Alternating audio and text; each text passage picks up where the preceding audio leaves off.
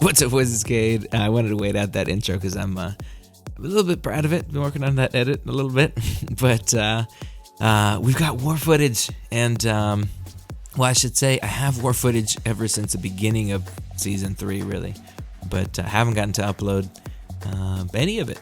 So sometimes we watch stuff on the stream, I know, but I figured what better war to start on than For Loki versus Omni, which are so pumped. It's so fun, at least for me, to get to match buddies, no matter what the result is. Anytime we match ASR or Omni, this is the first time actually matching Omni.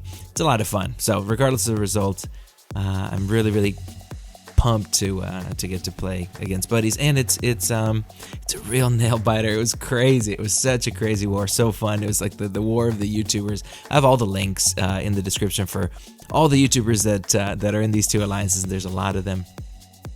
But first things first, there's a couple teams that I run in war. It's either the Morningstar team, which is obviously I'm not going to run Suicides for that, or it's like an Iceman Corvus kind of hybrid, in which case I generally spec Suicides. But once we knew with Scatterlens and everything that Mr. T, that wasn't a 565 magic, which it could have been because he's got it in his profile, and he wouldn't join attack, and I'm like, come on, man, I need to know. Once we knew, I knew I was bringing the Morningstar Trinity. Now it can be a little bit tricky on this right side. We had a Medusa boss. Thankfully, Dreamin was bringing his Morningstar as well. We had plenty of options, but I really want her at 4 souls plus for the energy resist and the perfect block, because I was gonna have a 565 Iceman on my path and a 565 Corvus on my path, and then the Medusa boss. So I really wanted to bring her if I could, but safety's number one, so I never bring her if it's not the best option. Now this first one's a 345 Juggernaut. My priority here obviously is grabbing this first soul. I'm not wanting to parry him while he's got Unstoppable, because I don't want that stagger on me. And just get this soul, get the next one, and we'll be good. We'll be 4 souls going into the kind of tricky nodes. There's a lot of Plagued Mind on the right side, and some special locks, so you have to make sure, and that's why it's never a foregone conclusion to me that I'm bringing Morningstar, despite the fact that she's an amazing champ and super powerful.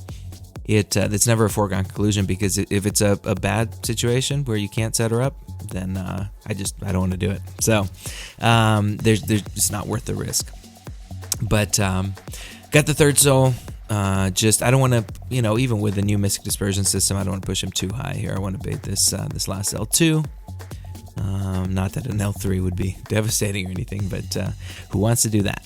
So, just playing it safe, and final L1, and we're good to go. Now, I see a lot of people still. We've been watching Morningstar footage at the beginning of Season 3, once I 565 around the channel, all the time. I mean, between Medusa bosses, Morningstar bosses, and then just the general lanes. But every time I look, it seems like somebody's like, oh, I didn't know Morningstar was good, and I'm like, okay, I have to start getting war footage out, because come on, people just don't realize what her potential is, and I'll have to get a champ guide out. Now, the thing I didn't do for the first fight was spec an extra attack boost. I saw it as a 345, especially if you're replicating the Fury, which you will for anybody with an active Fury. You really don't want to kill him before you get the soul. It's a problem with someone like Angela. I saw a 4-star Thor once, and I remember having to take a bunch of block damage just to get to L3, because he was going to die with his Fury up. So anyway, this second one's a Morningstar. It's very straightforward. I overboosted for this war. It was such a close war. There's no way I was going to chance it. I wanted my health up. You never know. You just want to be very safe. This was Visoko's Morningstar. He placed with Suicides, which actually really helps me capture that soul super quick. You can see the timer going up really quick because he's taking DOT from from Liquid Courage. So 4 souls coming out of Section 1. You can't ask for more, really. I was excited. Again, as long as I knew I was safe with those Mystics, I was going to go up against a high-level magic with at 2 souls. There's no way I would have brought that. I would have brought the B team, brought Blade for those, and been good to go. Now I'm going the rest of Path 9. Again, I've got a 565 Void on my path. I've got a 565 Iceman, and I've got a 565 Corvus on the debuff immune mini, and then Medusa. So This is the next morning. I'm prepping for this fight. I'm gonna spec. I'm the last one to go pretty much, and so I'm taking because I'm on boss duty. I'm taking pretty much the whole lane in one. I spec a power start 1 boost here because I'm like, oh, I'm gonna capture it on this. There's a 345 here, but then I realized the special lock 1. I know this is gonna last me 2 fights, and I'm like, I'm gonna capture the last soul on Void instead. But anyway, just playing it safe. Once you get to 4 souls, you got perfect block, so why not just block your butt off. I burned this L2 because I'm not going to get to an L3 just because of the power lock, the special lock 1. This fight's gonna be pretty quick. There's a bunch of videos I want to make. The mastery setup I'm running, a bunch of safety tips, not just from my perspective as a player, but also having led the scrolls and planned out lanes for several BGs for a whole season, for our master push, for the seasons before that. So there's a lot of little variables that I don't see people doing, and I think they could be much safer if they did start adopting those. Now, I'd inspect the attack boost because initially I'd planned on grabbing that soul there, but then I noticed the special lock. It was the same thing in section 1. I don't think I saw it, but I don't think I mentioned it here, but instead of doing a 10% attack, I accidentally did a 15. I didn't mean to burn that one, but it was right before stream, so I wanted to make sure to get those fights down and get on with it. Now, I'm just going to bait some heavies here. Again, my number 1 priority is grabbing this soul. I don't want the debuff on me while I'm doing that. The L3 is going to hit for quite a few hits here, and so as the debuff goes on, I'll be able to hit that 20th hit, and it's off. The only weird bug on these Plagued Mind ones is that your soul count timer blends in with the Plagued Mind ones, and you can't really tell how close you are to getting it, but it's all good. Again, we're playing it safe. I don't care about the once I'm at 5 souls, I'm gonna have lifesteal, which I am now. I don't care about the debuff or the debuff damage on me. I just really wanna play it safe. Beta few heavies. Inside this fight, I'm so used to limber on this side that I'd forgotten this is not even a limber node. So should use my parries more, but I'm thinking ahead, and then at the end I'm like, oh yeah, it's not limber. So I was just wanted to get that soul and move on. Now, you're at 5 souls, so these will be the last 2 pots of the lane. We've got a 565 Iceman and Corvus. I've got my perfect block. Post 4 souls, you've got crazy energy resistance. Between that and willpower, as we head into this node, check out what Cold Snap does or doesn't do on a 565 Iceman. I didn't check his sig, but I did pop an invulnerability boost against such a close war. There's no way you wanna, even with an L3 here, just because it's bite and I'll be dexing, and even with an L3, I mean, he wouldn't have done that much damage. I've got so much resistance just built in at high souls, but I wanted to be safe. I wanted to have that invuln for Corvus as well. And at this point, we didn't know if I was taking Medusa or if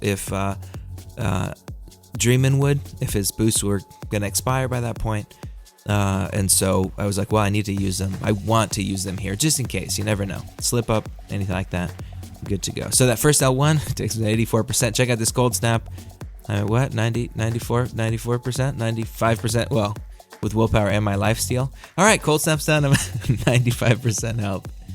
I really need to get that guide out. I feel like so few people understand the kit that Morningstar is working with. But having lifesteal, I'm gonna finish this fight at 100% health. He's being a teeny bit stingy, so it's a few L2s here. It's really not. It's such a fun fight with Morningstar, between the resistance and the perfect block and all that. This is really the reason I wanted to bring her for this. I run her maybe about half the time now. Season 3, I was almost exclusively running her, but I just want to make sure everything lines up in terms of the lane. I'm also loving Iceman since 565ing him for most stuff, but Corvus, I wanted perfect block for. This Iceman fight I wanted the resistance for. So almost there, 12%. We got to bait out another L2 here. Again, I'm at a yellow bar with all of the lifesteal. I could have probably burned an L2 too while his ice armor's up, but really isn't a big deal. And he's down. So plenty of time, plenty of damage, especially when you're leaning on the L1 energy damage. And now we've got Corvus. Now, usually I like to duel before these fights just to get the muscle memory going. Iceman I would like to duel before. Corvus I would have liked to duel before, but you can see me looking at my invuln boost. I'm comfortable with this fight. I've done it many, many, many times. On counter tactics, I used to see him all the time. But you can see me tapping on Morningstar just while I'm thinking about stuff. I want to make sure I don't go in with one of my 125s accidentally. But basically, I'm just going to bait heavies. I've got the high block proficiency. I'm going to bait heavies. I'm going to make sure I have the spacing on the L1. I see a lot of people going cowboy on these Corvus fights. Very much like the Magneto video I did, and the next one coming out, it'll be similar. I do get clipped by the heavy there. That was totally my bad on the I'm not dexing out of it. But that's my resistance charges, but it's really not a big thing. You see me punishing the L1. The only time I don't is there because if you're gonna dex out an extra time, again, just like that Magneto video, just like any of those, like Yondu, you really want to go 4-hit and have the spacing so that you can punish the L1, and you're fine. You don't need to intercept. Again, I see a lot of people go cowboy with the intercepts. You really don't need to do it. It's pretty straightforward. You can punish the L1. If you have the block proficiency, you can just take block damage. Dreamin's finishing up that cable.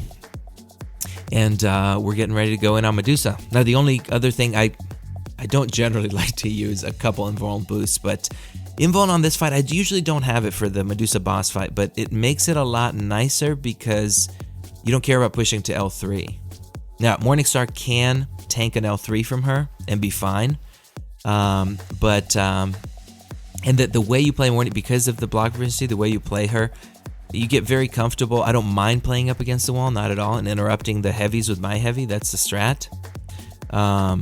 It's just because you're basically just trying to get 3 or 4 L2s off. I'm not trying to bait here. The only thing is I do get clipped by the heavy there. She had a little bit of spacing, and I took a heavy, but that was 2 of my invuln charges. I didn't care after that. I just popped the L2. I knew I had another invuln, which was totally fine. Again, you can survive. It's not a big deal, but it's such a safe fight with Morningstar. And again, you'll see the strat here. It's basically just pushing heavy with heavy. I did duel. I always duel before the Medusas just to get my again, the muscle memory going on the heavies. Burn another L2 here. She's gonna come in a second. Another heavy counter, and get the block up really quick there. Another L2, and that's all she wrote. Again, I'm just so comfortable playing that up against the wall that it's not. I would rather do that than keep coming into her and mistime something and take a combo as I'm launching in. It was such a close war. It was such a fun one, man. It was 10 to 11 and change in terms of a couple of diversity things. So it ended up. It's so fun playing those guys. GG's to Hector and Lags and Visoko and Seaton, and there's many buddies in Omni, Noobs and Art of Chaos and all those guys. And obviously a few of our guys have our vantage point. I don't know if Nick is gonna upload Pete. Dreamin uploaded a fight where he faced a sentry. There's a few of our guys ended up uploading stuff from these war fights. Brian uploaded his fight against Seaton. Bunch of peeps. So check those out. I'm gonna put all the links in the description to any one of the ones I find. Hector, I saw his video was out this morning as well. So anyway, I'll upload all those fights. I know all of us were pushing hard. We all wanted this win. But no matter the result, again, it's so fun getting to play buddy. So GG's to Omni. Obviously, there's just a ton of respect between Loki and Omni. I like Brian was saying last night, I hope we don't meet you guys again. It was such a close war, such a nail biter. But good luck with the rest of the season. You guys are gonna beast it. And I will see you guys in the next video. By the way, If you're not on the, if you're not sub, make sure to sub. And I hope you join us on the live stream at night and get your buttons in that Discord server. Links are in the description. All right, you guys, I'm signing off. I'll see you guys in the next video. Bye.